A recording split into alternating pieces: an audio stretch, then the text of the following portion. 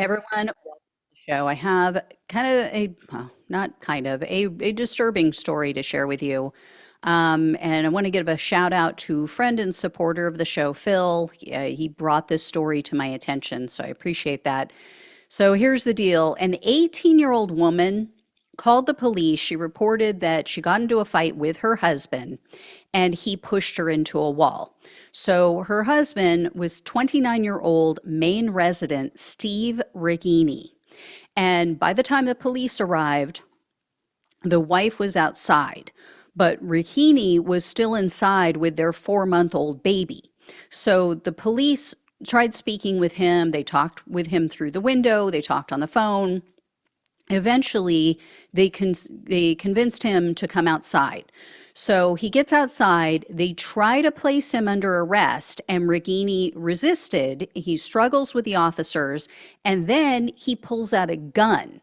So he pulls this gun out of his waistband. He shoots at them as he's running back into his house. And as the police were backing out of Righini's driveway, he grabbed a larger gun and he starts firing at their car. So Righini struck one of the officers in the shoulder. That officer had to be taken to the hospital. He is luckily going to be okay. But Righini went back in. He sat in the window of his home with this rifle, and he starts live streaming videos about all of this. And then in between, he's tweeting out false details of what's going down. So, of course, his rants, because he's a MAGA man, this quickly devolved into culture war nonsense. So here's part of one of the videos. I'm here. My name is Stephen Righini. I am a resident of Maine, and I had the cops called on me. A SWAT team showed up, and I'm now engaged in a shootout. So that video is much longer. I'm going to leave a link to the Wonkette news outlet. They have the full video. They've published, I believe it's the full length version of that video, if you want to see it and hear it for yourself. So that will be in the description box on YouTube and the podcast. But in the video, I'll just tell you guys what he says.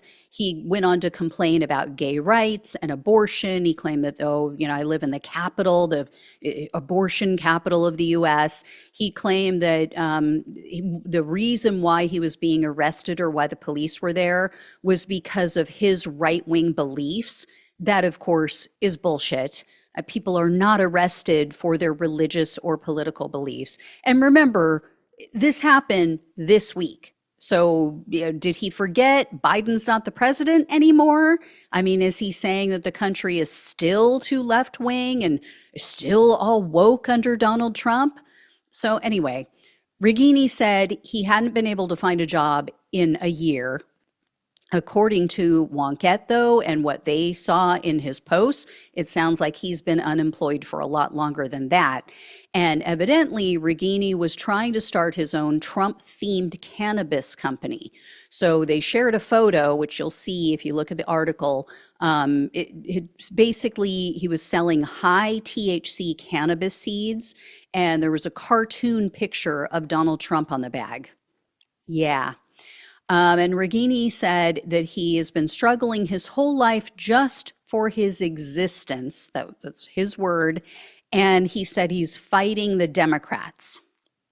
Then he starts questioning why the police support COVID vaccines, why they support abortions, pedophiles, and illegal immigrants.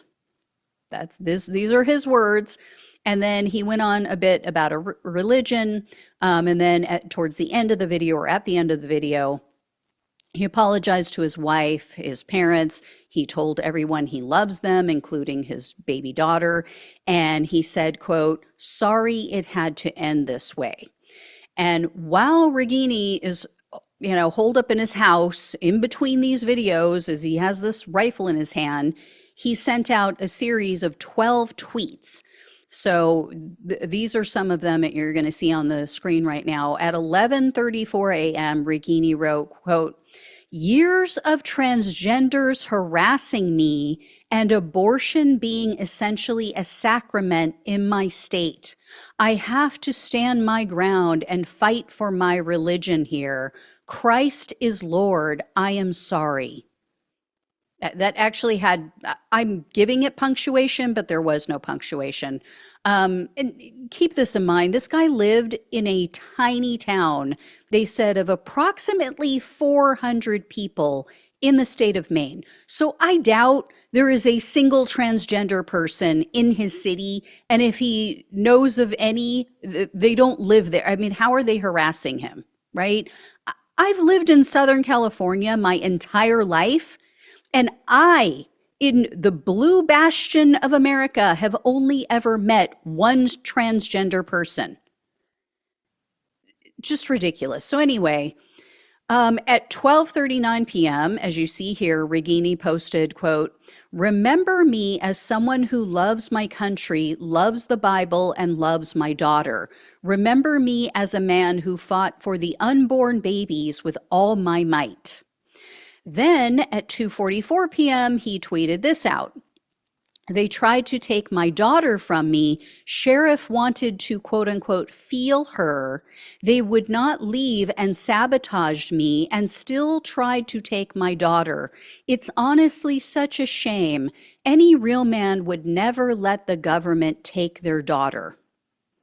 Yeah, they wanted to see and feel her to make sure she was okay because she's in a house locked in with a man with a weapon.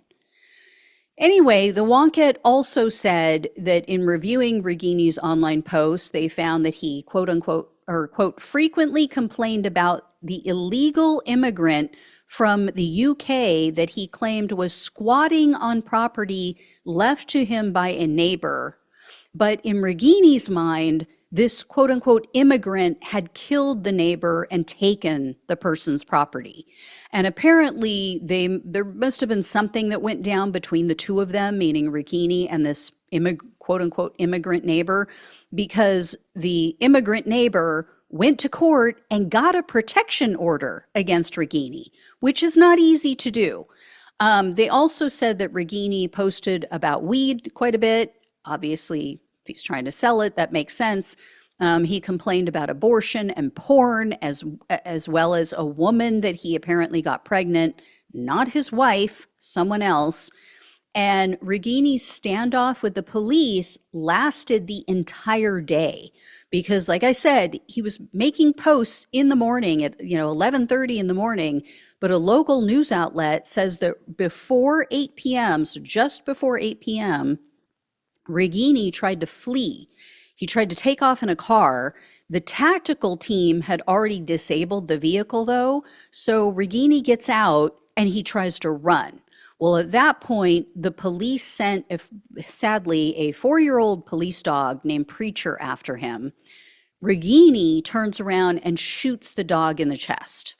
So Preacher's handler and then another officer started firing at Righini.